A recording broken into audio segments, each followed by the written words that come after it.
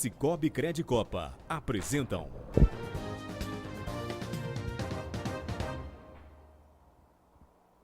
Olá, boa noite. Acusados de dupla tentativa de homicídio vão a júri popular. Morre motorista de veículo que se envolveu em grave acidente na BR-365. Magia negra. Túmulos são violados e caixão é retirado do cemitério de Patrocínio.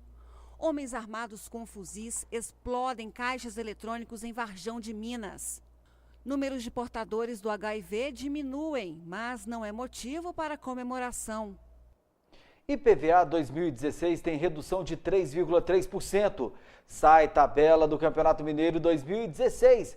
O RT estreia fora de casa e receberá também Atlético e América no Zama Maciel.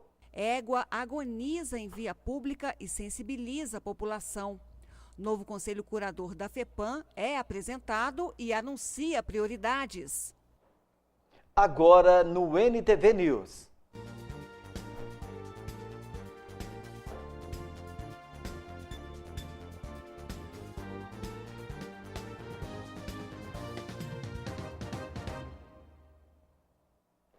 Varjão de Minas viveu momentos de terror nesta terça-feira. Bandidos armados explodiram caixas eletrônicos de uma agência na cidade. O local ficou destruído. Os assaltantes ainda não foram presos. A população de Varjão de Minas amanheceu sob o impacto da notícia da explosão dos caixas eletrônicos na agência do Cicobi Credipatos, que foi totalmente destruída. Era por volta das 4 horas da manhã, quando, segundo informações, os bandidos chegaram. 4 homens encapuzados e armados chegaram em um veículo estrada de cor cinza. 2 deles ficaram no carro, enquanto os outros 2 arrombaram a porta da agência com uma alavanca e uma picareta. Depois, instalaram os explosivos em 2 caixas eletrônicos. Os bandidos chegaram a fazer disparos para o alto. Cartuchos de pistola 9mm foram encontrados pela polícia na porta da agência, que ficou completamente destruída. Após a explosão, os bandidos fugiram levando as gavetas dos caixas eletrônicos, mas antes espalharam por ruas aqui de Varjão de Minas vários miguelitos, taxinhas usadas para furar pneu e dificultar a passagem da polícia militar. Eles fugiram sentido BR-365. O banco não informou o valor que foi levado. A BR-365 volta a ser notícia de novo aqui no NTV News. É que mais um acidente violento foi registrado na via, próximo ao Paraíso Camping Clube. A batida foi frontal, envolvendo os 2 veículos. Segundo informações, o Corsa com placas de Patos de Minas e que seguia sentido Uberlândia teria tentado entrar nesta pamonharia, que fica no quilômetro 429, em frente à entrada do Paraíso Camping Clube, sem perceber a aproximação da picape estrada com placas de patrocínio que seguia sentido contrário. As informações que nós obtivemos foram exatamente essas, de testemunhas da própria condutora. Ela vinha no sentido Patos Patrocínio e resolveu entrar aqui nessa pamonharia, ou seja, ficaria à esquerda dela, né?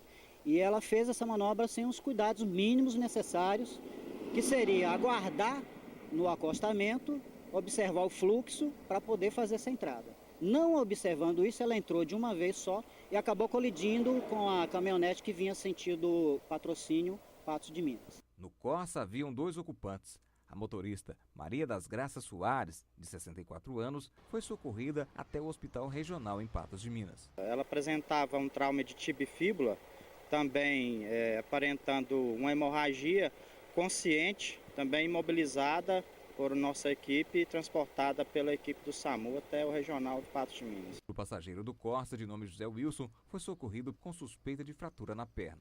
Já na picape estrada, havia somente o motorista, Lucas Giovanni Santos, de 25 anos, conduzido também ao hospital em Patos de Minas. Ele encontrava-se consciente no momento da chegada da guarnição. Nós, com as nossas análises, ele aparentava um provável trauma de fêmur, também sendo imobilizado e socorrido por uma ambulância do SAMU Patos de Minas. Maria das Graças Soares não resistiu. Ela recebeu atendimento médico, mas morreu durante a madrugada. Em instantes, no NTV News, você vai conhecer os trabalhos dos artistas da Unarte em mais uma exposição. E o Conselho Curador da FEPAM é apresentado e anuncia prioridades.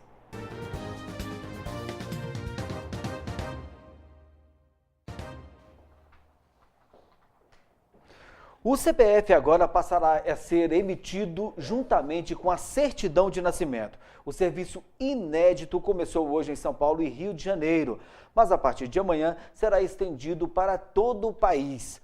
Os cartórios vão informar os dados do recém-nascido ou da pessoa a ser registrada pelo sistema online. E, imediatamente, o número do CPF será repassado e impresso junto com a certidão sem nenhum custo. Com isso, a taxa de R$ 7,00 cobrada para ter acesso ao documento será extinta. Foram apresentados na noite desta segunda-feira os novos membros do Conselho da Fundação Educacional de Patos de Minas. Os 7 membros têm a função de gerir os rumos do Centro Universitário, o Unipam. As prioridades imediatas já foram definidas. Os novos membros do Conselho Curador da FEPAM foram nomeados pelo governador do estado no dia 18 de outubro. São 7 efetivos e 7 suplentes. A função dos conselheiros é gerir a FEPAM, Fundação Educacional de Patos de Minas, instituição mantenedora do Unipam. É o conselho que define, por exemplo, como, quando e onde gastar os recursos. Nada melhor que o Conselho de Curador, juntamente conosco, faça uma gestão política.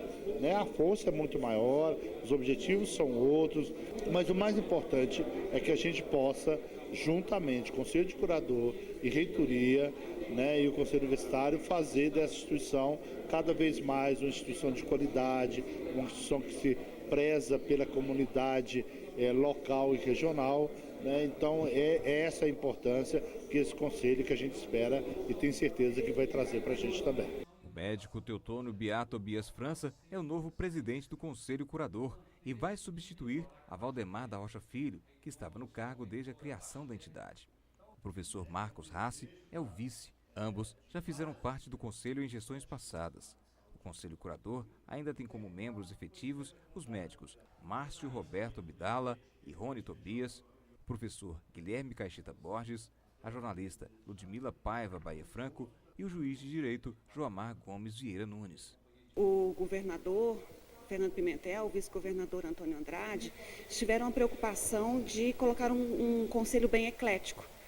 Tanto é que nós temos aqui diversos profissionais de diversas áreas e profissionais de dentro da instituição e de fora da instituição, para que possa ter esse casamento perfeito realmente, de visões diferentes, de profissionais diferentes, mas com uma única preocupação, do desenvolvimento realmente do Centro Universitário de Patos de Minas. Entre as propostas de trabalho dos novos membros do Conselho Curador da FEPAM está a implementação do EAD, ensino à distância. O Unipam hoje acaba de preparar o curso de educação à distância. E a educação à distância hoje ela é imprescindível para qualquer instituição superior, E nós estamos apostando profundamente nesse projeto. Então a gente quer oferecer uma educação à distância diferenciada, porque a gente sabe que a educação à distância, para ela ter realmente qualidade, ela tem que ser diferenciada. E o nosso aqui, ele apresenta esses diferenciais, sabe? Tem uma equipe técnica trabalhando assim assiduamente, o material pedagógico que está sendo produzido é de alto nível, inclusive com videoaulas e todas as ferramentas tecnológicas mais avançadas. Então essa é uma das apostas que esse conselho, nós fazemos questão de realmente reforçar e primar por ela. O plano de desenvolvimento institucional também trará outras prioridades, como a efetivação do curso de odontologia, a construção do centro de convenções e a concentração de esforços junto ao governo do estado para a doação do terreno da EPAMIG, onde hoje funciona a escola agrícola. A prioridade nossa no momento que a gente vê mais de urgência é a liberação do curso de odontologia. E segundo, nós também estamos trabalhando para a mudança do estatuto, adaptar o estatuto às leis atuais, que é uma exigência já. E também a liberação do terreno, a climatização da faculdade, o curso à distância, você está entendendo? Então nós estamos trabalhando em tudo isso. Mas eu como presidente do conselho, estou muito preocupado com a qualidade. Eu vou lutar para a qualidade também. Não é só o crescimento. Ela já busca isso, mas eu acho que isso tem que ser uma coisa mais agressiva. Entrou em vigor hoje a Lei da Meia Entrada, que regulamenta o acesso de estudantes, jovens de baixa renda e pessoas com deficiência a eventos artísticos, culturais e esportivos, pagando metade do valor do ingresso. O decreto também regulamenta a reserva de vagas para jovens de baixa renda no transporte coletivo interestadual. A concessão da meia entrada fica assegurada para 40% do total de ingressos dos eventos. Mas para ter direito ao benefício, é preciso apresentar a carteira de identidade estudantil, que seguirá um modelo nacional. O documento será renovado anualmente com comprovação de matrícula e será gratuito para estudantes de baixa renda.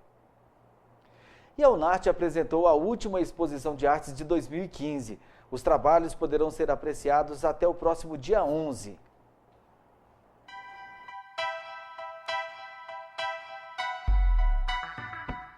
A exposição encerra as atividades da Unarte em 2015. São 20 telas de artistas patenses com tema livre e técnicas diferenciadas com motivos diversos. Estamos expondo vários quadros e várias técnicas também para o encerramento do ano de 2015 e para voltar com muita força em 2016. Além das telas, o trabalho de esculturas em madeira do artista plástico João Batista, o Dão.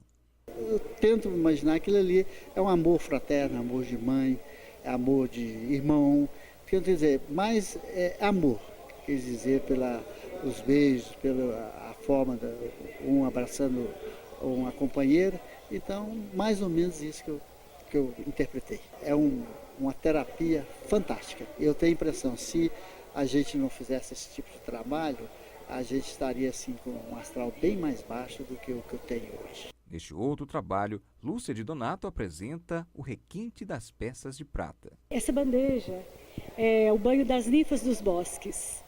E coloquei essa taça também e com as flores, né? Então foi um momento assim de inspiração, como a gente tem que estar sempre inspirada, né, no que é belo, e procuramos deletar o que não é bom, o que acontece no planeta hoje, e queremos mostrar a poesia, o encantamento, um pouco de cores aos corações, as pessoas que estão sofridas, o Brasil por uma crise muito forte, o planeta também. A exposição de final de ano da Unarte acontece no saguão do Hotel Fratelli e vai até o dia 11 de dezembro. É um momento assim que a pessoa adentra esse hotel e vê essa beleza em cores e por um momento ela se sente feliz, ela mergulha nesse mundo de cores, formas, de beleza e ameniza um pouco esse sofrimento. A nossa intenção é essa. O artista pode também transmitir, através de seus trabalhos, muita paz, muita alegria para todos que nos visitarem.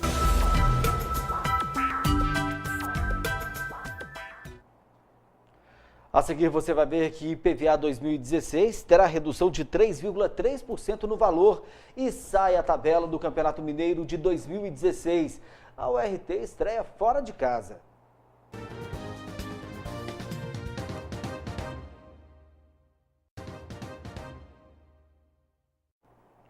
A Fiat anunciou hoje o recall de 10.307 unidades da Fremont, fabricadas entre maio de 2012 e 27 de março de 2015, por possibilidade de desativação do sistema de freios ABS e do controle de estabilidade. Os proprietários desses veículos terão que fazer o agendamento da troca da peça em uma das concessionárias da empresa. Quem tiver dúvidas também pode ligar para 0800 707 1000 e o site www.fiat.com.br. E para quem busca um emprego, veja as vagas disponíveis.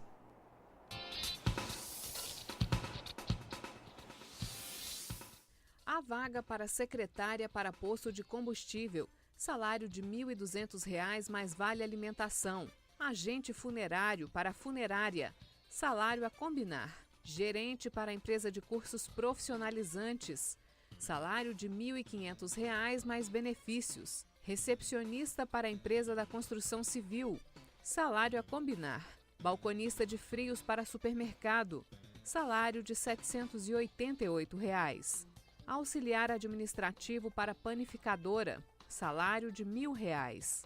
Secretária para a empresa de gás. Salário de R$ 950. Office boy para a empresa de prestação de serviços. Salário a combinar, mais benefícios. Analista de recursos humanos para a empresa de material de construção.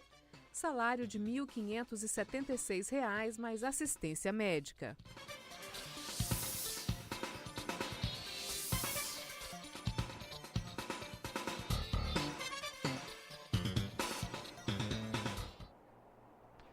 A tabela de vencimentos do Imposto sobre Propriedade de Veículos Automotores, o IPVA 2016, foi divulgada nesta terça-feira e as guias de pagamento já podem ser emitidas no site www.fazenda.mg.gov.br.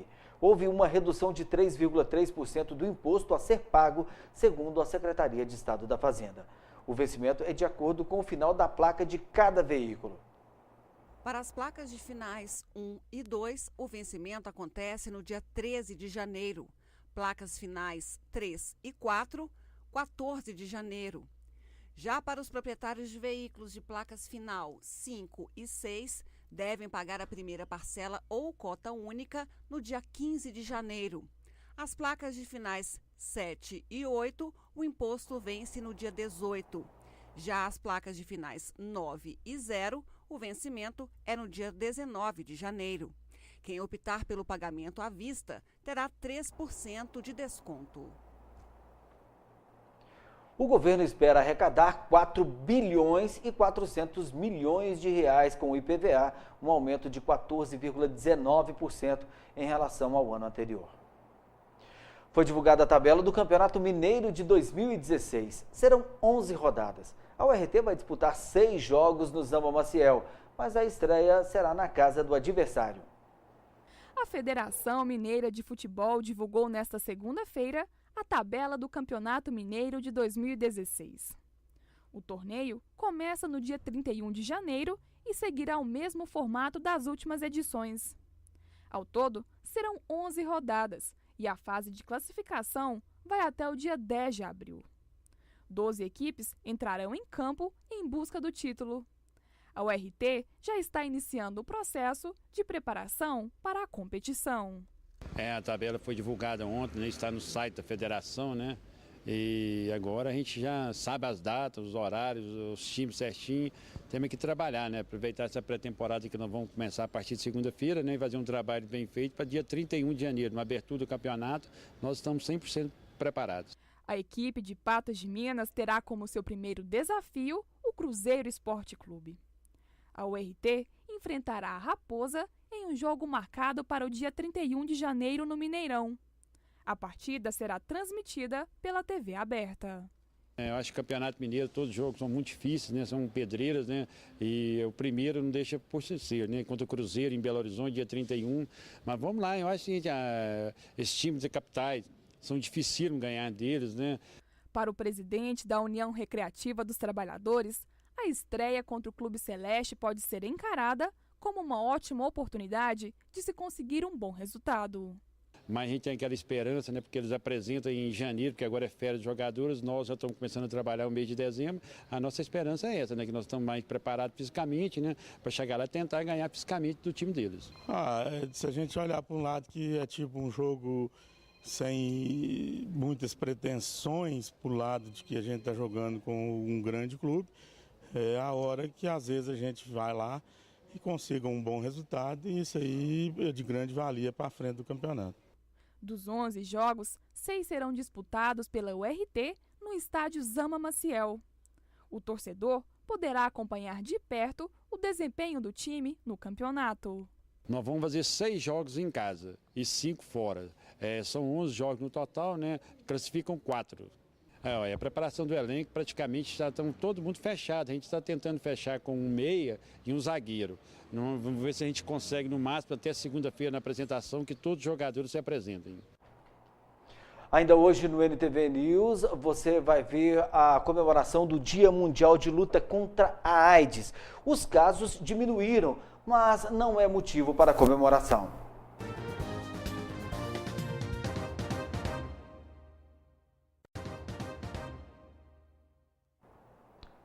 A expectativa de vida dos brasileiros aumentou para 75 anos e 2 meses em 2014, de acordo com o IBGE.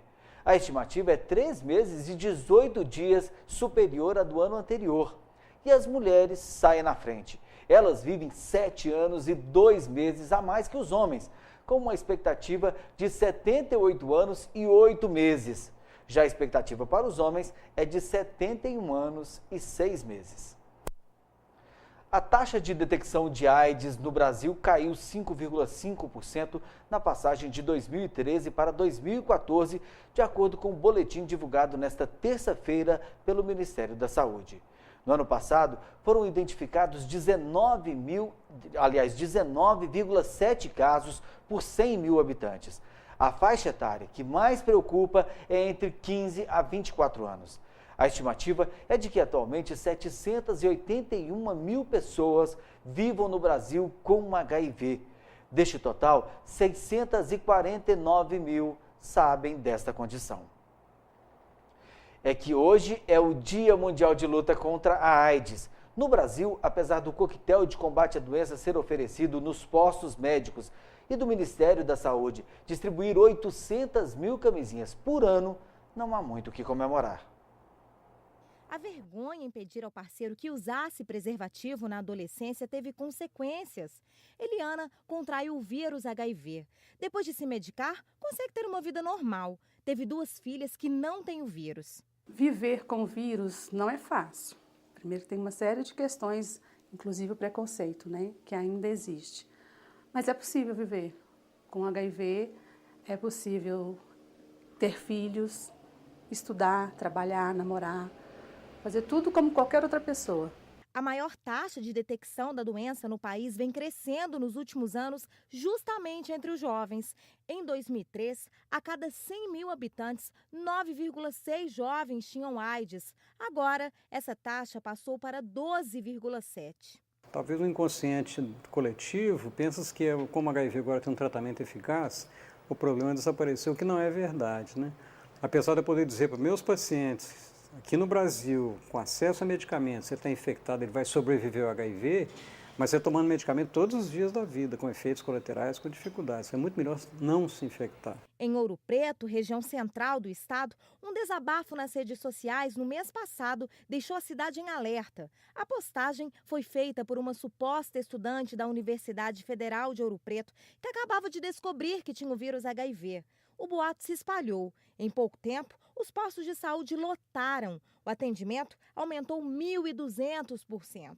O número de casos confirmados subiu 50% na cidade. Cheguei a transar com mais de 10 caras por semana. Transava com todos os caras que eu pegava. Usei camisinha apenas algumas vezes. O desabafo foi na internet e o impacto no dia a dia de toda uma cidade. É importante que isso tenha acontecido para que as pessoas se conscientizem, para que as prefeituras de Ouro Preto e Mariana façam políticas de conscientização, mas deixar isso restrito ao campo universitário não é algo correto e não acredito que isso sejam casos isolados e somente de universitários. 734 mil brasileiros vivem com o vírus HIV. Desses, 417 mil usam medicamentos oferecidos pela rede pública. Mas, infelizmente, ainda temos 167 mil pessoas que sabem que têm a doença, mas não procuram tratamento. 150 mil têm o vírus e não sabem. Os números são muito altos e precisam cair para que a chamada transmissão ingênua, quando um dos parceiros não sabe que está contaminado, diminua. Antes, para a pessoa saber se tinha o vírus HIV, ela tinha que fazer exame de sangue. Hoje, na rede pública, já está disponível um autoexame para detectar o vírus. É parecido com um teste de gravidez, mas utiliza a saliva. Em breve, o produto estará aqui nas prateleiras das farmácias. É que a Anvisa já regulamentou a comercialização. Agora, os fabricantes precisam solicitar um registro de venda. Vantagens eu realmente não vejo nenhuma, porque a sensibilidade é igual ao teste rápido feito de graça na rede pública. E quando está na rede pública, você está frente a um profissional de saúde, você pode fazer 4 testes ao mesmo tempo. Que é HIV, sífilis, hepatite B e hepatite C. Todas necessitam cuidado se for positivo. Mesmo com a facilidade, o autoexame é um teste de triagem que não exclui uma boa conversa com um profissional. O ideal é você estar frente a alguém profissional de saúde para dizer, olha, agora você está positivo, o que eu faço? E se for negativo, talvez perca uma chance ótima da discussão da prevenção.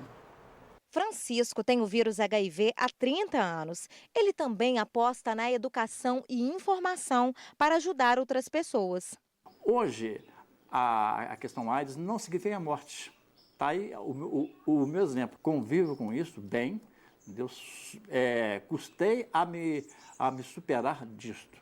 Entendeu? Então, esse ativismo meu faz com que eu faça esse trabalho de dar palestra e mostrar a cara. Uma égua bastante debilitada foi abandonada em uma rua no bairro Jardim Esperança. O sofrimento do animal sensibilizou a população. Mas como a empresa responsável por retirar o animal da via não pôde recolhê-lo, já que foi que o contrato foi encerrado, a comoção deu lugar à revolta entre os moradores. A cena é de partir o coração. O animal, estirado no asfalto, respira com dificuldade e usa todas as suas forças lutando contra a morte. O sofrimento chamou a atenção da população.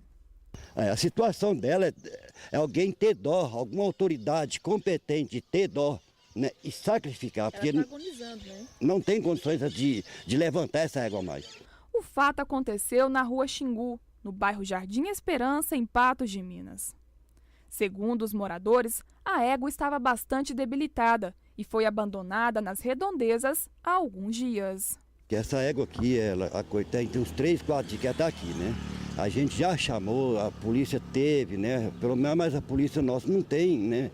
Um caminhão adequado, não tem uma coisa adequada para cuidar. E ela está julgada assim, né?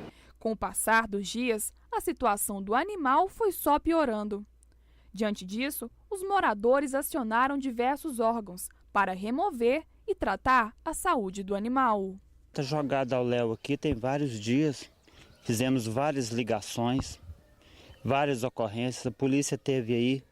A gente liga lá no zoonose, ninguém vem fazer nada. Nós não estamos aceitando essa situação aqui em uma forma natural, não. Nós estamos muito revoltados. O Centro de Controle Zoonoses esteve no local e realizou um pequeno atendimento. Eu mediquei ela com o anti-inflamatório que eu tinha comprado, que na zoonose não tem medicação para grandes animais. Fiz a medicação nela, fornecemos a água, cortamos o mato ali ao redor para ela comer, porque ela estava comendo manga desesperada e animal de grande porte, principalmente cavalo, não come manga. A alimentação dele tem que ser o volumoso ou a ração. Segundo a médica veterinária, o animal que não teve o seu dono identificado não pôde ser retirado da via, pois a empresa que realiza estes serviços em Patos de Minas está impossibilitada de prestar atendimento por conta de um encerramento de contrato. O que foi informado a eles é que a prefeitura ela tinha até então uma licitação e um funcionário que prestava esse serviço para a prefeitura, eles recolhiam, né, grandes animais quando estavam soltos em avenida ou em rodovia. Só que essa licitação acabou e ela não foi feita novamente. Então eu não tinha ontem funcionário da prefeitura para ir recolher esse animal. Os moradores ficaram simplesmente indignados com a situação. Eu liguei para o barracão, liguei para o zoonose. Eles me falaram no barracão que o caminhão que recolhe animal tinha acabado o contrato. Então, eu estou achando uma falta de incompetência do secretário, não o prefeito. Do secretário, né, que ele não tem competência para exercer o cargo. Aqui, Patos de Minas, não ter na associação séria que protege os animais, não consta no catálogo de telefone, que eu liguei por informação a 102, não consta, não tem no catálogo de telefone. A gente está revoltado com o sofrimento do animal, né, porque é de doer o coração. Se não fosse o nosso amigo Zé Otávio aqui, ó, ele tentou abrir, até sem uma luva de proteção, abrir a boca do animal, jogou água dentro da boca do animal, pôs comida na boca do animal. O animal está sem força até para mastigar. Infelizmente, a égua não resistiu e acabou falecendo antes do fechamento desta reportagem. Segundo a médica veterinária, uma equipe que presta serviços de limpeza ficará encarregada de retirar o animal morto da via. Hoje, quando chegamos lá, ela tinha saído da grama onde ela estava, foi até o asfalto, então ela tentou levantar, o que é um bom sinal, mas acabou indo a óbito. Quando a gente chegou lá, um dos moradores falou que fazia 15 minutos que ela tinha falecido. Né, como ela faleceu, aí foi entraram em contato com o barracão ia de trator buscar ela, né? Porque o trator para recolher, sim, tem, mas o caminhão que recolhia, no caso ela estivesse viva, não tinha até então. E aí, o que é difícil, que eu quero que a população entenda, que a responsabilidade de todo animal é do proprietário, não é responsabilidade da zoonose, da prefeitura em si, é responsável do proprietário. Ontem, quando eu cheguei no local, eu perguntei muito quem era o dono para eu conversar com ele, ia passar uma receita, porque ela precisava de vitamina, e a responsabilidade é do proprietário comprar medicação. Ninguém quis me dizer quem é o dono. Então, infelizmente, animal como esse falece por maus tratos do proprietário, a responsabilidade é deles.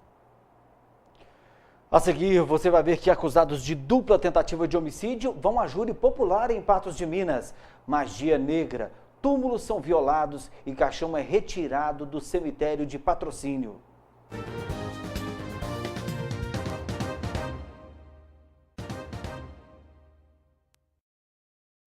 Quarta-feira é dia de espaço feminino. Amanhã tem receita no programa. Você vai ver como foi a inauguração de uma loja masculina em Patos com dicas de tendências. E Ludmila Bahia também fala sobre reposição hormonal, os mitos e preconceitos sobre o assunto. O espaço feminino começa às 18 horas e também pode ser visto pela internet no site www.ntvnet.com.br. Os casos de dengue em Minas têm crescido de acordo com o balanço da Secretaria de Estado da Saúde, que aponta 145.371 registros da doença confirmados. O número é preocupante, pois é o terceiro maior dos últimos 8 anos. A situação fez o Estado entrar em alerta. Um caso macabro deixou a população de Patrocínio assustada. 4 túmulos foram violados, de um deles um caixão foi retirado e aberto para a prática de magia negra. A polícia já tem um suspeito. Foram abertos na madrugada desta terça-feira no cemitério de Patrocínio 4 túmulos recém-construídos, mas apenas um caixão foi retirado da cova. Trata-se de uma mulher que teria falecido há cerca de 20 dias de câncer. Os criminosos ainda colocaram na boca do cadáver, em decomposição, uma vela preta para a prática de magia negra. A polícia militar foi acionada e lavrou um boletim de ocorrência. Não é a primeira vez que túmulos são violados no cemitério da cidade. Como há apenas um guarda noturno, criminosos saqueiam túmulos, roubam peças, buscam dentes de ouro em corpos. Desta vez, houve ritual de magia negra com retirada de um corpo e utilização de diversas velas pretas, além de aguardente. Foram cometidos pelo menos 2 crimes: violação de túmulo, previsto no artigo 210 do Código Penal, além de vilimpêndio de cadáver, artigo 212. O artigo 210 do Código Penal prevê pena de 1 a 3 anos e multa para quem violar sepultura ou urna funerária. Sofre. É um crime que o sujeito passivo dele é os amigos, a família e toda a sociedade, aquele respeito que todos têm para com as pessoas já mortas. Mas o que diz a lei nesses casos? A lei visa proteger o respeito aos mortos, respeito às pessoas que já se foram. A família deve fazer a ocorrência, lavrar um REDS, o boletim de ocorrência, o anterior boletim de ocorrência, e a ação penal ela é pública e incondicionada, ela é de responsabilidade do promotor de justiça. A Polícia Civil que é encarregada de fazer investigações nesse caso? A Polícia Civil faz as investigações, recolhe o material, envia ao promotor e ele vai ver a pertinência de se promover e, entendendo pela viabilidade, ele propõe a ação penal. 3 acusados de dupla tentativa de homicídio sentaram no banco dos réus nesta terça-feira em Patos de Minas. Eles negam a acusação de que teriam matado um casal em 2013. No entanto, eles foram denunciados pelo Ministério Público por outros 2 crimes. Danilo Pereira de Moraes, Wilton Lima Soares e o Everton Gabriel Rosa Silva foram denunciados pelo Ministério Público por 4 crimes. Praticaram 2 tentativas de homicídios, as 2 qualificadas pela motivação torpe por recurso que dificultou a defesa da vítima. Na mesma ocasião, eles também foram denunciados por quadrilha ou bando e por corrupção de menores, já que se valeram de menores de 18 anos para praticar o crime. O crime aconteceu no dia 14 de julho de 2013. Segundo a denúncia, após uma reunião em uma casa na rua São Cristóvão, os 3 acusados, em companhia de um menor, foram até a rua Duque de Caxias matar um desafeto que pertence a um grupo rival. Entretanto, os disparos atingiram uma mulher e um homem que nada tinham a ver com a confusão. São 2 pessoas inocentes que estavam a passeio, né? Uma delas, inclusive, é da cidade de Biá, que estava passeando, visitando um namorado aqui em Patos de Minas, tomou um tiro na cabeça, ficou com sequelas até hoje. Hoje, nesse processo, nós tivemos sorte porque nenhuma das 2 vítimas morreram. Mas o júri de quinta-feira, por exemplo, a vítima que foi atirada e que não tinha nada a ver com a contenda entre os rivais, morreu. Outros 2 homens que teriam arquitetado o crime deverão ser levados a julgamento posterior. Eles recorreram. O mandante do crime e a pessoa que forneceu uma das armas para que os 3 réus de hoje executassem as vítimas recorreram da sentença e estão aguardando julgamento no tribunal. Então hoje está sendo levado a júri apenas os 3 executores, os que se dirigiram até as residências das vítimas e efetuaram os disparos. Os 3 jovens denunciados pelas 2 tentativas de homicídio aguardam julgamento no presídio. Eles negam a acusação. Eles negam veementemente qualquer participação nos fatos e cada um aponta um álibi. Um deles o Wilton estaria na casa da esposa, o Tonton estaria na frente da casa dele e o Danilo estaria na casa da avó da namorada dele. Então, assim, eles não fornecem nenhum elemento, eles sequer conhecem a autoria desse crime, segundo eles mesmos, de modo que a tese da defesa, obviamente, vai ser a negativa de autoria e, com base nos fatos, com base na técnica, a decote das qualificadoras. Com a negativa de autoria, os 3 envolvidos esperam se livrar das outras acusações. A corrupção de menores tem um aspecto técnico que é o seguinte: o menor que já está corrompido, ele não seria passível de corrupção. E claro, eles negam também que tenham porque isso partiu de uma suposta conversa ocorrida na casa do Lucas, que não está sendo processado aqui hoje, mas integra esse processo. Como ele recorreu, o processo foi desmembrado quanto a ele e ele vai ser julgado numa outra oportunidade, caso o tribunal confirme a sentença de pronúncia.